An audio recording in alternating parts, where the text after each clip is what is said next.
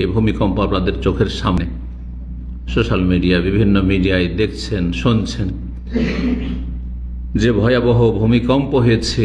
এতে থেকে অনেক শিক্ষণীয় বিষয় রয়েছে একজন জ্ঞানী মানুষের জন্য, যার জ্ঞান চক্ষু রয়েছে, যে জ্ঞান চক্ষু দিয়ে গভীরভাবে চিন্তা করে দেখে, তাদের জন্য অনেক শিখার রয়েছে। এবং শিখার পরে যদি মানুষ কোথাও বক্রতা থাকে, বিভ্রান্তি থাকে, তাহলে সংশোধন করবে। এটা হচ্ছে জ্ঞানীর পরিচয়। জানছিলেন না ভিন্ন বিষয়, কিন্তু যখন জানছেন, জানার পরেও যদি আপনি সংশোধন না করেন তাহলে আপনি জ্ঞানী নন। এই জন্য আল্লাহ রাব্বুল আলামিন জ্ঞানীদের বিভিন্ন গুণাবলী কোরআনে কারীমে বর্ণনা করেছেন, আর তাদের কথা বর্ণনা করতে বলেছিলেন তার একটি আয়াতে, আল্লাযীনা ইয়াসতামিউনাল কওল, যারা ভালো কথা শোনে মনোযোগী হয়ে, ফায়াত্তাবিউনা আহসানাহ, আর ভালো কথার অনুসরণ করে, যেটা বেশি ভালো সেটার অনুসরণ করে। অনুসরণ করা মানে পালন করা। আল্লাহ রাব্বুল আমাদেরকে পালন করার তৌফিক দান করেন। 15টি বিষয় আজকে আলোচনা করব ইনশাআল্লাহ তাআলা। মনে রাখবেন যে আল্লাহ রাব্বুল আলামিনের নিদর্শন, যাকে আরবি ভাষা আয়াত বলা হয়।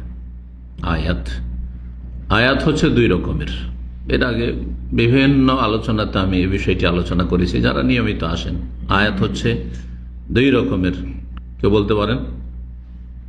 এক আয়াত হচ্ছে কোরআনের আয়াত, এটা তো সবাই জান যে কোরআনের আয়াত। বাল হুয়া আয়াতুম বাইয়িনাতুন ফি সুদুরিল্লাযিনা উতুল ইলম, আল্লাহ আয়াত বলেছেন। তিলকা আয়াতুল কিতাবিল হাকিম ইত্যাদি ইত্যাদি কোরআনের আয়াত, কোরআনের আয়াত। জি, এইটাকে বলা হয় আয়াত শারঈয়া, আয়াতুন শারঈয়া, মানে বিধানগত শরীয়তের আয়াত, বিধিবিধানের আয়াত, হুকুম আহকাম সম্বলিত আয়াত।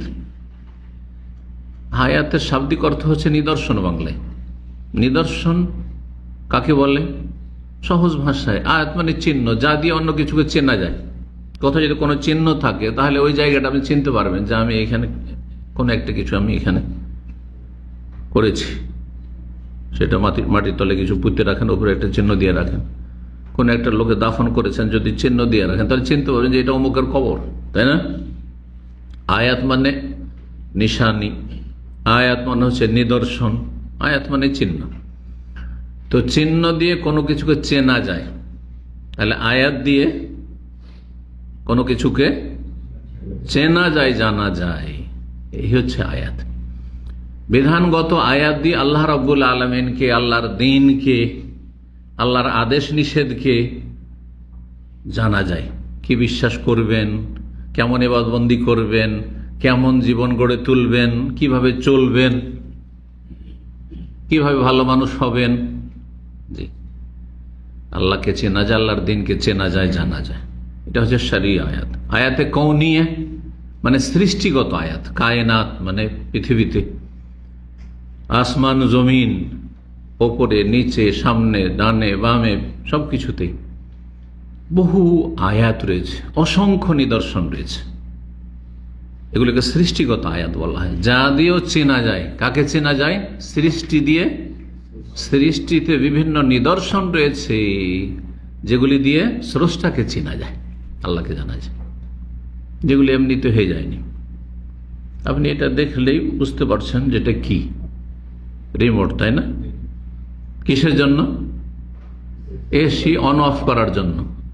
তার মানে এসি বলে কিছু আছে, এয়ার কন্ডিশন বলে কিছু আছে। আর তাহলে এসিটা কোনো কারখানায় তৈরি হয়েছে, কেউ নিশ্চয়ই তৈরি করেছে। এটাও কোথাও তৈরি হয়েছে, এই যন্ত্রটি, তাই না?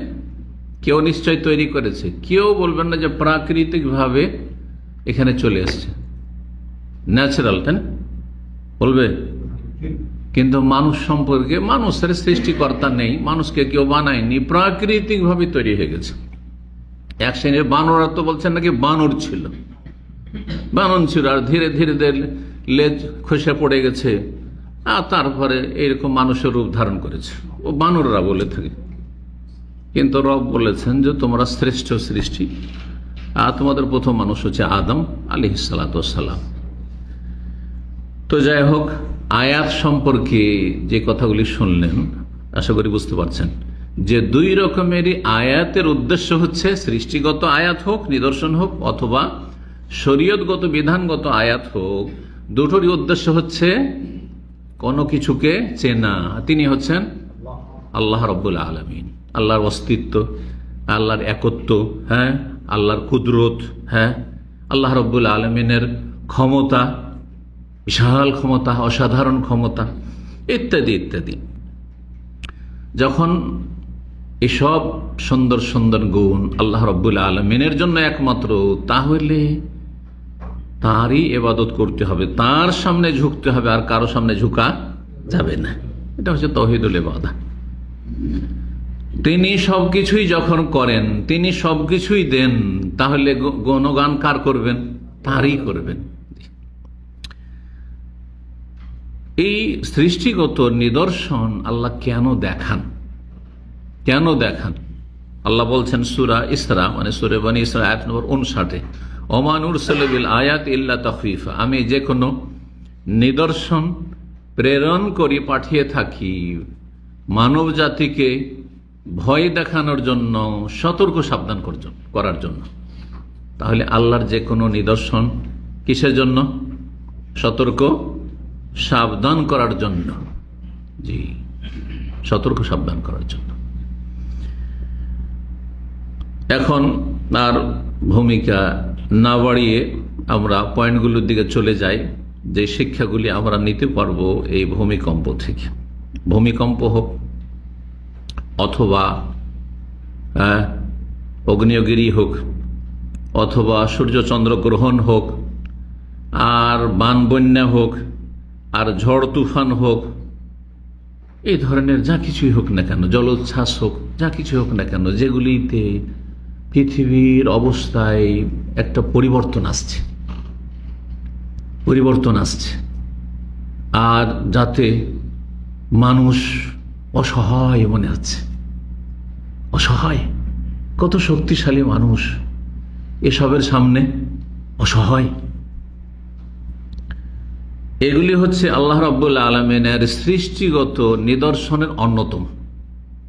আল্লাহ যে সব নিদর্শনগুলি সৃষ্টি করেছেন, আয়াত সৃষ্টি করেছেন, যেগুলি দেখে স্রষ্টাকে চেনা যায়, তার অন্যতম এগুলি দিকে আল্লাহকে চেনেন। তাহলে ভূমিকম্প দিয়ে কি করবেন? আপনি প্রথম রবকে চিনবেন, যে রবের অস্তিত্ব আছে, আল্লাহ আছেন, আল্লাহ নেই এ কথা সৃষ্টি জগতের প্রকৃতি বিরোধী।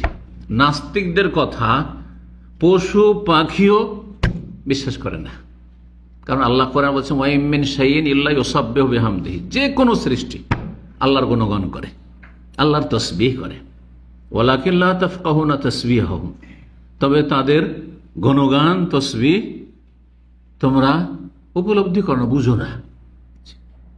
না। দেখবেন একটা পাখির বাচ্চাকে যদি আপনি ধরে নেন, তো পাখিটা চেঁচা করে চিৎকার করে না? এটা অনুমান করে বলছে যে খুব কাঁদছে, আমরা বুঝি কিন্তু যে কাঁদছে, তাই না? বাচ্চা নিয়ে নেওয়া হয়েছে সেই জন্য।